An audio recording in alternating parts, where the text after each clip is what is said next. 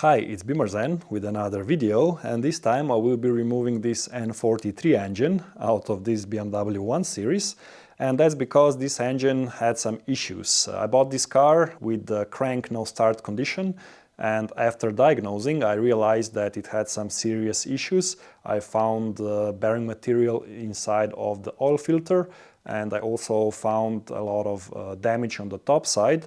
I have a separate video on that, so I'm going to put it down below in the description and up in the card. Check it out if you are interested. And I also already removed the transmission and the intake manifold and some other small pieces. If you're interested in how to do that or get to this stage, I'm also going to put those links down in the description and up in the cards. But enough talking, let's get to removing this engine. I already removed the intake and the airbox, and if you want to see how to do that, I've made a separate video on this, so check it out down in the description or up in the card. Next, I'm going to disconnect the vacuum line for the vacuum pump that goes to the brake booster.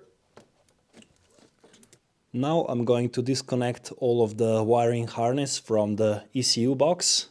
First I have to open the box, and to do that there are some tabs here that I need to lift up so that it unlocks. And also on the side there is a slide that you have to put into unlocked position on both sides. I also have to remove the tab on this side.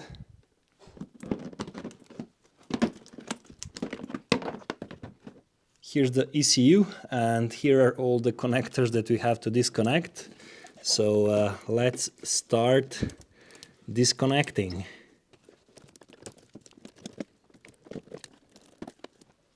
To remove the connectors, you first have to pull out this tab.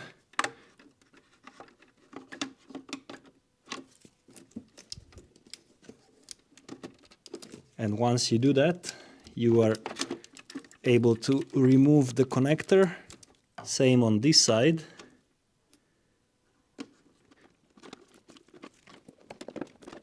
Pull out the green connector. You have to again squeeze on the tabs on the side to release it.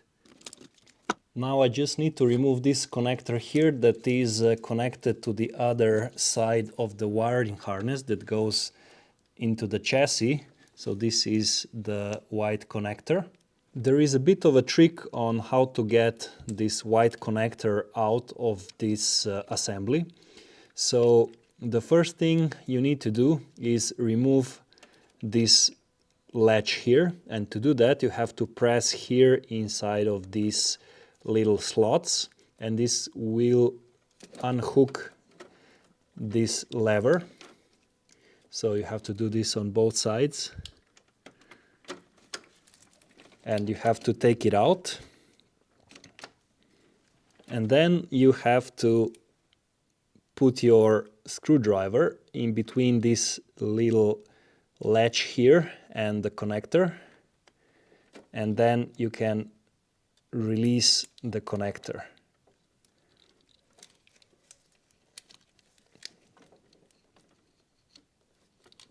Now the wiring harness is separated to the side that's gonna go with the engine, and the last thing we have to do is remove these two connectors here.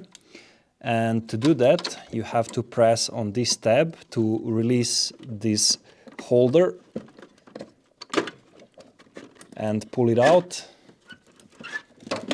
And finally you just have to disconnect this connector here, and your wiring harness is free at last. Remove the grounding wires from the chassis. Be careful not to lose the nut.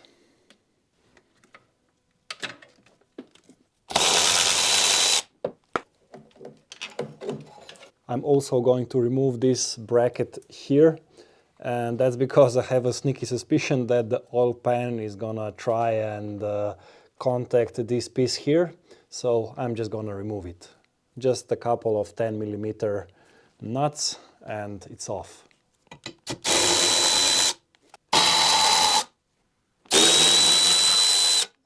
Okay, there's another one at the back. Sneaky, sneaky.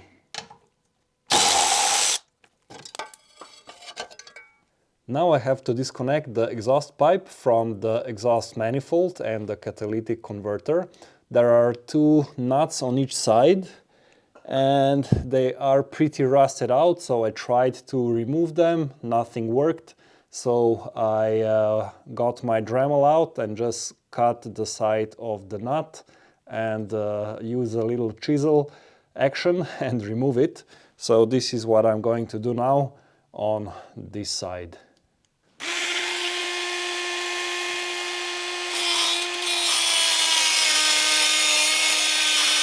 I think that this should be enough. It ain't pretty, but it works.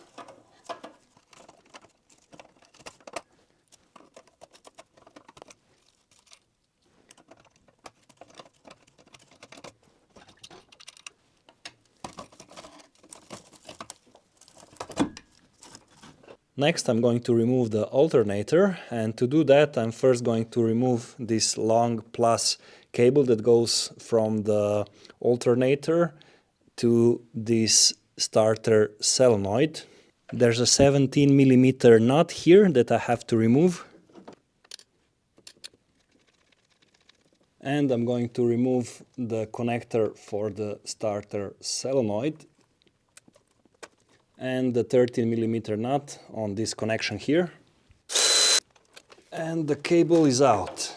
Now I'm going to mark the serpentine belt in the direction of rotation, and that's because when I reinstall it, I want to install it in the same orientation so that it doesn't squeak or squeal. So this is the direction of rotation.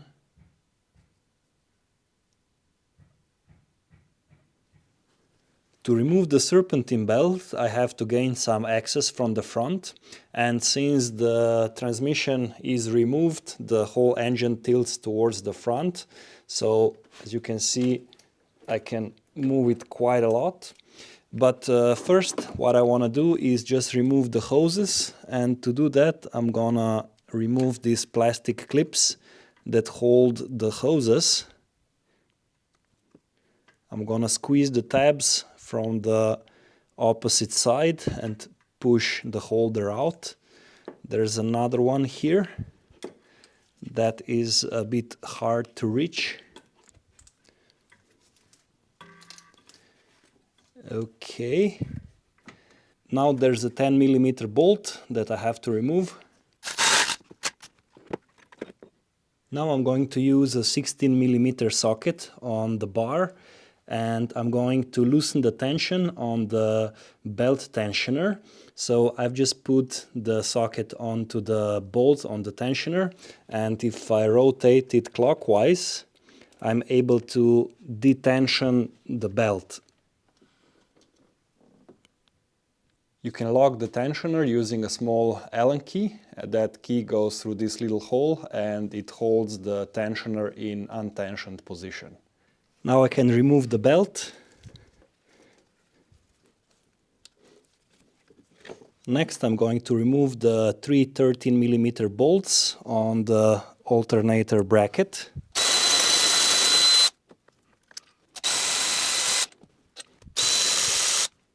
Now I need to disconnect the connector that goes to the alternator.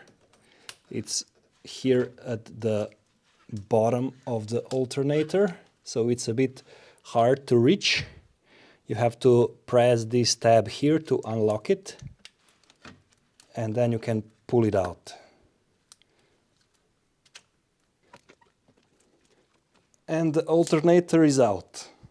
Now I'm going to try and decouple the AC compressor from the engine, and I'm gonna try and not to disconnect the lines for the refrigerant, because I really don't want to deal with all of this extra cost and extra labor of refilling the AC. So I'm just gonna try and remove the three bolts that are holding on the compressor, and then I'm gonna try and slide it slightly away, and I hope that I will be able to remove the engine that way. So this bolt is pretty easy to remove, but there's another bolt here underneath this piece here that is kind of tricky to get to, but it's not too bad. So I can use a small ratchet and a 13mm socket. And since we already have everything out of the way, I can reach here and undo the bolt.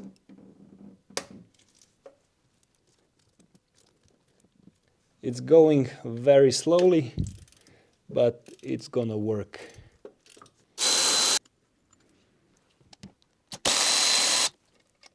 Now I'm going to remove this connector here. Again, there's just a small tab here that can be lifted up and the connector unlocks.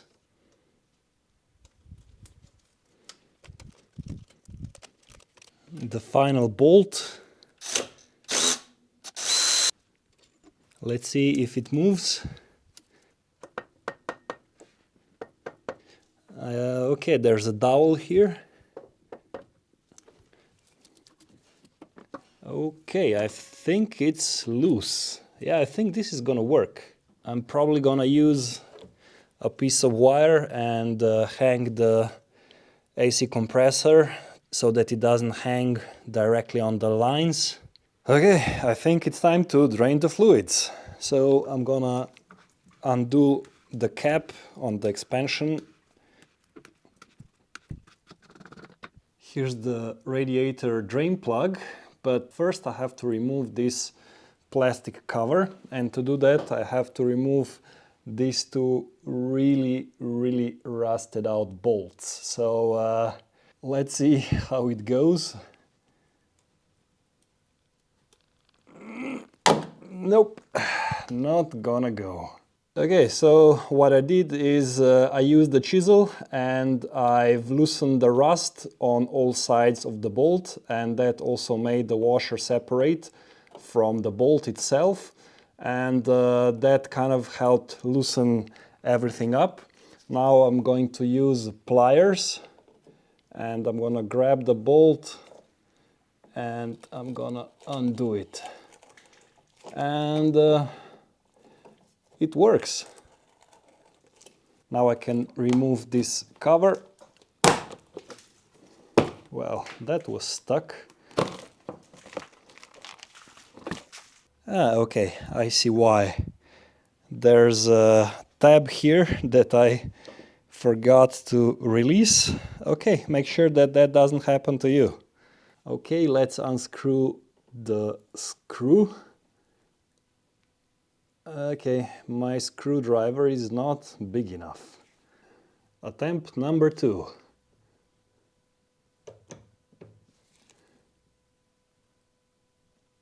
Oh yeah, this one is big enough. Got my bucket here on the transmission hoist. Let's do this.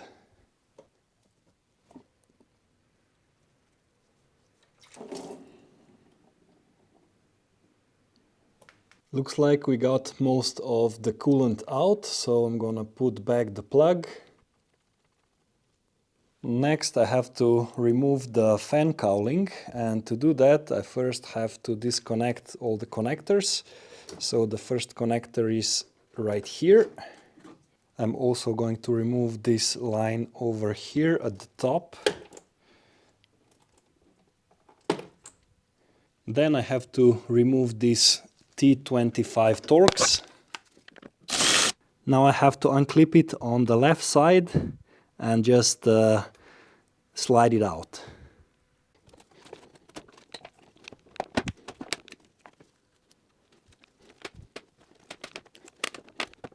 On the left side it wants to snag on this little tab here, so just make sure that you slide it out of the way and then it should not snag anymore.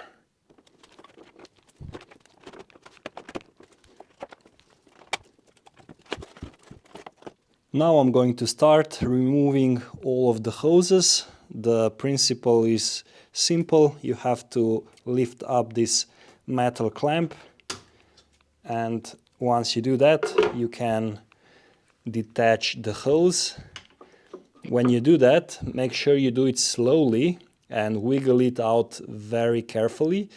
Otherwise, you might break a connector or a hose, because the whole system is pretty old now, 13 years, so it's bound to be a bit heat cycled and brittle.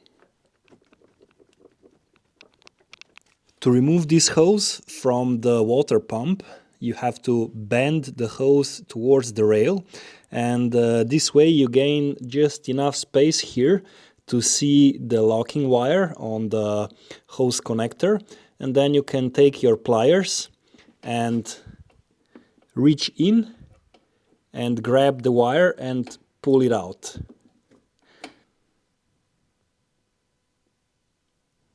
Once it is unlocked, you can just wiggle it free.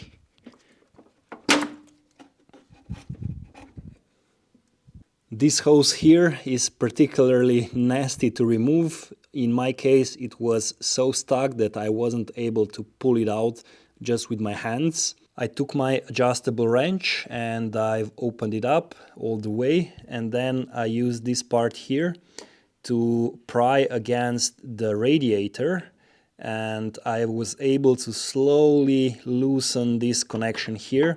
It was really stuck, and you have to be careful that you only pry on the edges, because there's a lip here and you don't want to damage that lip.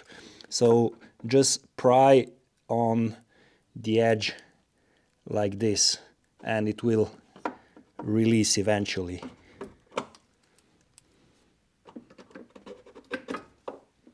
I've also decided to remove the radiator.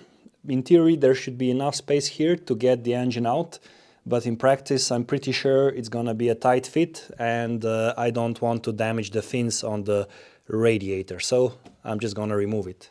There are two T25 torque screws on the side of the radiator. Now I can tilt the radiator to this side, and now I can pull it out. There was a little bit of wiggling, but it's out. The last thing to remove is this holder for the AC line. You just have to pry it apart and remove the hose. I also removed this wiring harness box that is attached to the engine block with two 10mm bolts, and that's because I need some space here. This is where the chain comes, and it attaches to this hole here in the block that is designated for hoisting up the engine. I think I'm finally ready to pull this engine. So I've disconnected all of the connectors, the wiring loom is out, all of the hoses are disconnected, the grounding wires, the AC pump is disconnected. I'm not sure if it's gonna clear here because it goes underneath the AC pump, but in worst case scenario I'm going to remove this bracket here. There are 4 bolts on the side that I can remove and pull out this bracket, and then I will definitely have enough space. It's time. Bring out the GIMP. So here's my setup. I have the engine crane and I also have this engine balancer installed, and I have this set up as low as possible. That's because I want to avoid hitting the hood when I lift the engine up. I hope that I won't need to remove the hood, but if it comes to that, well, I'll have to do it. I already have the engine under slight tension, so it is supported by the crane. Now I'm going to remove the nuts on the engine mounts. They are 16mm nuts.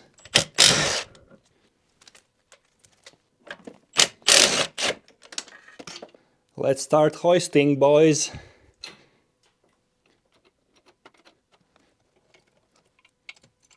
Well, this is now useless.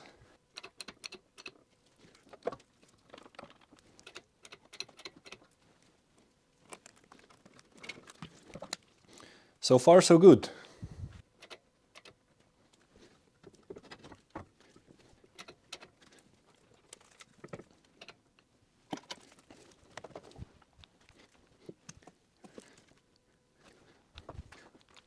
I need to level up the engine.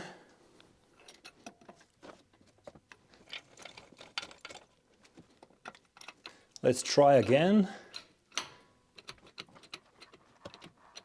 Yeah, this is much better now. I've cleared the AC compressor and I have to clear this side where the steering column is, and then I should be good. It's pretty tight on this side. I hope that this AC pipe won't get crushed. I think it won't. So far, nothing looks too bad.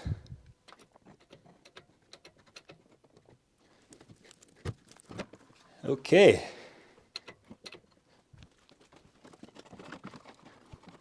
I think we're good.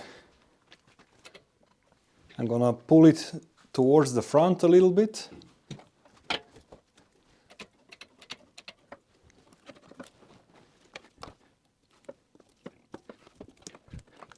This side is now clear. I had to move the engine by hand a little bit so that this attachment point went over the steering column over there. And here at the front I have to be careful not to crush this pipe here, but so far it doesn't look like it's under too much pressure.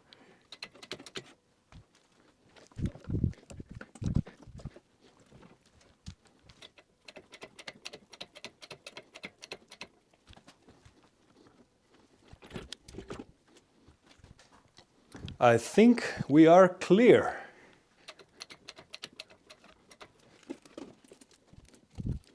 I have to be careful not to catch any of the connectors.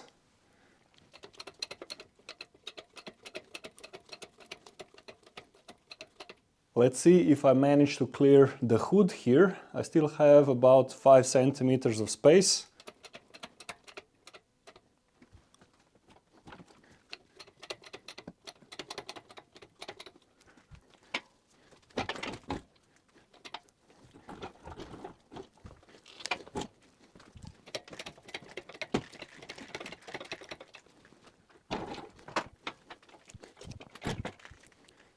Yeah, she's out.